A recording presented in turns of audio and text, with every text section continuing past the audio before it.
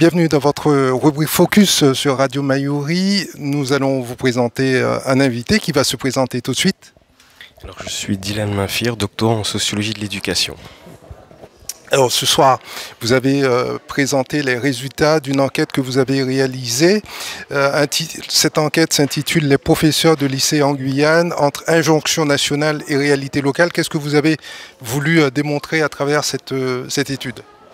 Ce que j'ai voulu démontrer, c'est qu'il fallait déconstruire une idée pour moi primordiale, c'est que les professeurs ne faisaient pas correctement leur métier. Donc pour démontrer que c'était plus ou moins faux, pas totalement vrai, pas totalement faux, il fallait comprendre comment ça se passe. Et pour comprendre comment ça se passe, j'ai réalisé des enquêtes dans les classes, dans les lycées, et puis j'ai aussi des observations du moins, et puis j'ai aussi fait des entretiens avec ces professeurs pour essayer de comprendre comment ils faisaient cours, comment ils justifiaient leur manière de faire cours. Et là, on s'est rendu compte que, contrairement à ce qu'on peut croire, il y a énormément de défis auxquels ils doivent correspondre et répondre pour faire cours dans de bonnes conditions. Et parfois, ils n'ont pas les moyens, que ce soit institutionnels ou temporels, voire humains, financiers, pour justement répondre à l'objectif de faire cours correctement dans un temps donné.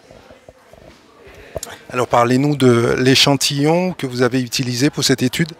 Alors pour l'heure, on a quand même une trentaine de professionnels, une quinzaine d'usagers. Donc par usagers, j'entends les élèves, et puis par une trentaine de professionnels, j'entends des professeurs, ainsi que des responsables de direction, des PERDIR, des personnels de direction. Du coup, est-ce que vous avez pu avoir des réponses sur le niveau qui est de plus en plus faible des élèves au lycée, par exemple? Alors pour questionner le niveau plus en plus faible, je me base sur le discours des professeurs et puis je mets en relief quelques données statistiques sur la maîtrise de la langue, sur l'appropriation des connaissances, des données statistiques des enquêtes qui ont été réalisées, que ce soit par le ministère de l'Éducation nationale, par l'INSEE ou par le rectorat lui-même. En fait, je montre que cette réalité, certes, est présente au niveau national et au niveau de l'académie, mais qu'il y a quand même une forme qui est différente selon les lycées et selon la manière dont les professeurs vont en discuter, vont m'en faire part, en fait. Vous avez aussi parlé ce soir de l'attractivité du métier qui est de plus en plus, qui diminue de plus en plus avec les années. Des pistes, des explications par rapport à cela? Je pense que il y a quelques années, il y a encore une trentaine, quarantaine, cinquantaine d'années, trentaine, quarantaine d'années, le métier était très valorisé. Et aujourd'hui, on a changé de représentation de ce qu'est l'école. Et dès lors qu'on a changé de représentation de ce qu'est l'école, le public lui-même a changé et a modifié aussi cette représentation. Et on se rend compte qu'aujourd'hui, le métier n'attire plus, d'une part parce que financièrement, contrairement à avant, le salaire n'est pas aussi attractif. D'autre part, les difficultés rencontrées par les professeurs qui autrefois étaient moins présentes posent question sur comment aujourd'hui je peux être professeur avec autant de difficultés. Je reviens sur la thématique de votre présentation ce soir, de votre étude, qui est l'adaptation aux réalités locales, ce qui pourrait permettre d'améliorer les résultats des élèves, si on y parvenait. C'est un peu ça le discours? Alors pour les professeurs, pour les professionnels, c'est ça le discours, et dans les faits, en effet, on se rend compte qu'il y a plus d'engouement lorsqu'on fait des adaptations de contexte territorial par rapport à leur réalité proche, mais parfois ça ne marche pas. D'une part parce qu'ils n'ont pas connaissance de cette réalité, et parfois même lorsqu'ils ont connaissance de cette réalité, ils ne sont pas réceptifs. Et donc c'est pour ça que dans l'étude, je ne suis pas resté seulement sur l'adaptation du programme, je parle de différents types d'adaptation et de différentes épreuves, le manque de motivation, le fait que le programme ne soit pas adapté, le fait que les élèves ont des réalités sociales, culturelles et économiques qui les empêchent d'avoir accès au programme. Et en fait, tous ces facteurs-là permettent de comprendre d'une part pourquoi le programme déconnecté pose question, mais aussi comment cette réalité, de manière générale, pose question pour les professeurs et les élèves. Est-ce que vous avez pu faire un parallèle entre ce que nous vivons en Guyane et d'autres territoires ultramarins? Est-ce que ça faisait partie de votre étude?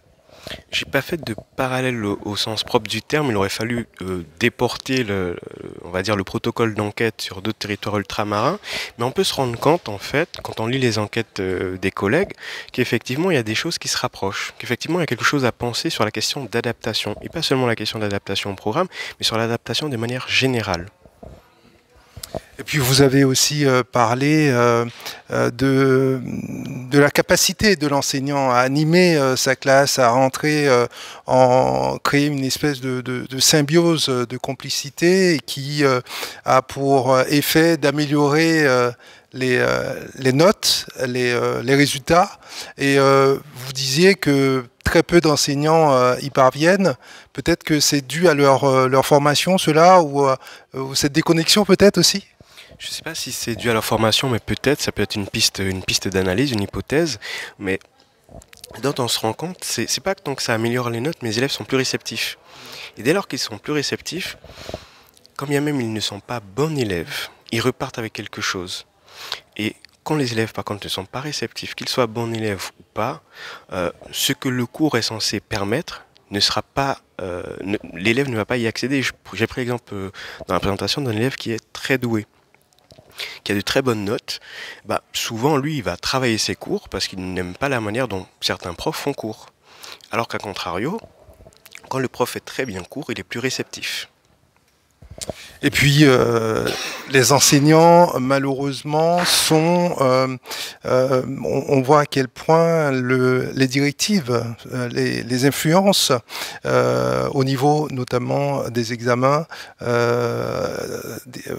Quand les examens sont en continu, des examens sont en fin d'année, ça aussi, ça a un impact sur le comportement des élèves.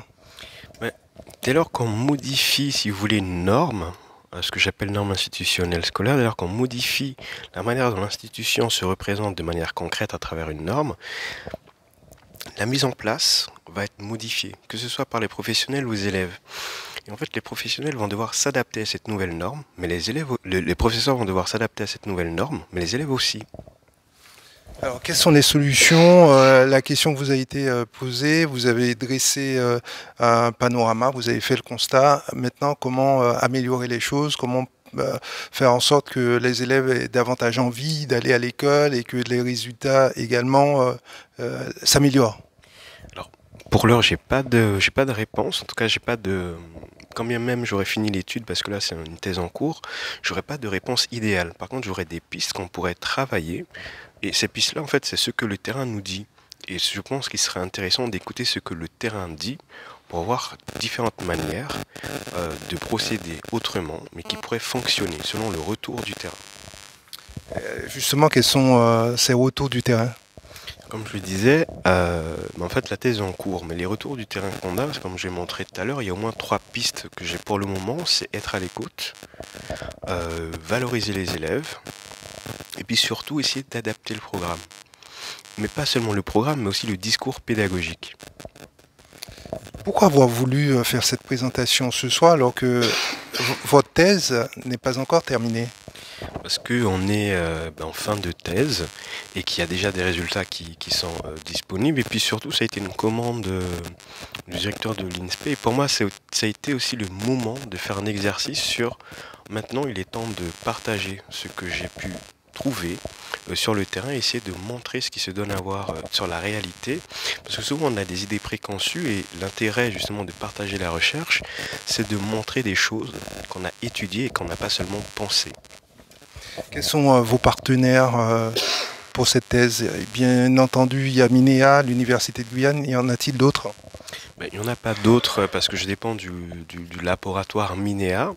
Et c'est le laboratoire Minéa avec l'Université de Guyane qui finance mes recherches pour 3 ans. Ça s'appelle un contrat doctoral. Maintenant, je suis co-encadré par une directrice qui se trouve à l'Université de Toulouse 2 Jean Jaurès. Et celle de Guyane, c'est Madame Isabelle Ider-Khefki. Ce sera ma dernière question. Rapidement, nous brossez votre parcours d'universitaire? Je dirais que j'ai fait toute ma scolarité en Guyane jusqu'à mon BTS. Et à la suite du BTS, j'ai été pris de passion pour ce qu'est la sociologie. Donc j'ai fait une fin de licence de sociologie, puis j'ai commencé le master de recherche. Et après l'obtention de mon master de recherche, j'ai postulé un contrat doctoral qui était mis en place par l'Université de Guyane, qui portait sur l'une des thématiques que j'ai fait lors de mon mémoire de recherche, et je suis revenu au pays parce que c'était aussi la conviction première, revenir dans mon pays. Donc vous vous destinez à la recherche? Entièrement, oui. Merci beaucoup. Merci.